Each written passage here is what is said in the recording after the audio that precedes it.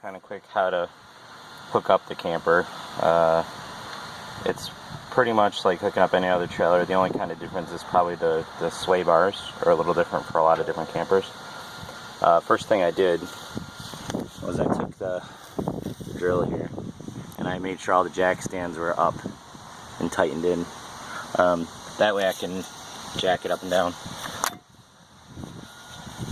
Run this crank pretty much clockwise until it's as high as it can get, and then I basically back the Jeep up under the hitch.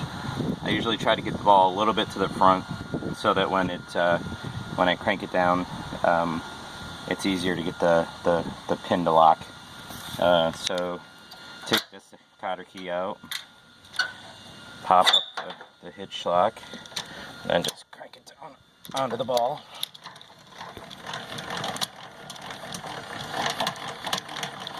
Counterclockwise to lower it.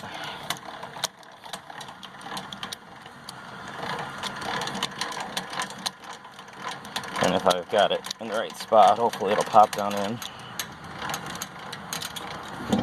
There we go. And then lock the pin forward. Sometimes you gotta move the truck forward or back a little bit to get this thing to drop in, but I got it just right this time. Then put the cotter key back in once it's down solid. Alright. And then I usually jack it back up. Two reasons. One is you can see that the hitch is locked in. The second one is that it makes putting these sway bars on a lot easier. So, because they work on pressure. So there's these little zip ties just holding them up right now so that they don't shove into the ground. I'm going to take the cotter key out of the clamp on the frame here. Just turn it a little bit and it'll slide out. Then pull the whole thing down. Okay. I'm going to take the sway bar. They're pretty much the same, so it doesn't matter which side, which one's on. Make sure the bend is down like this, because that's going to sit on top of something. Bring it kind of all the way back and set it into this notch. And if it's back like this towards the truck, it'll slide right in. And then turn it around and set it on top of the sway controller here. Then there's these plates with the chain on them. They're keyed to only go on one way.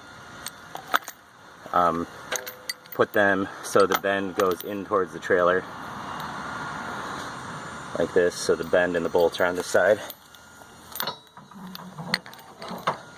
Basically gonna put it in the slot the only way it goes, like that, and then just sort of finagle it around so that it's on top, and then that the sway bar is down in there like that.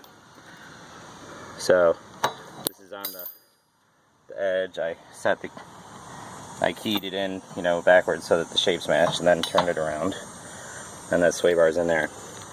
So now I'm gonna clip the fourth link from the bottom, 1, 2, 3, 4, to the hook on this rack, on this bracket right here.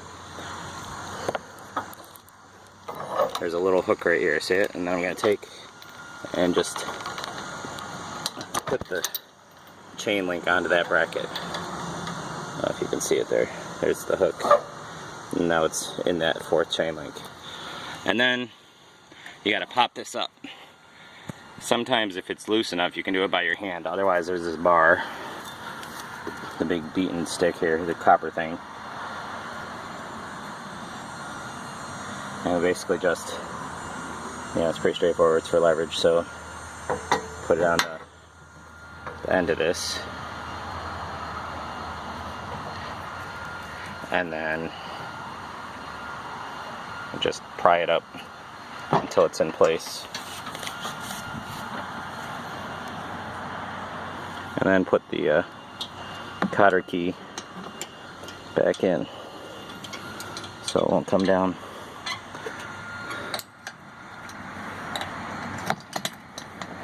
And then it sits down.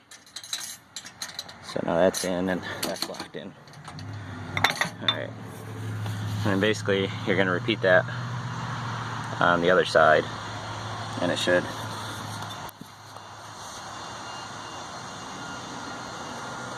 look kind of like that. It's in the notch there, goes back into the chain's linked up, and then that's closed and locked into there. And I'm going to go do the same thing on the other side.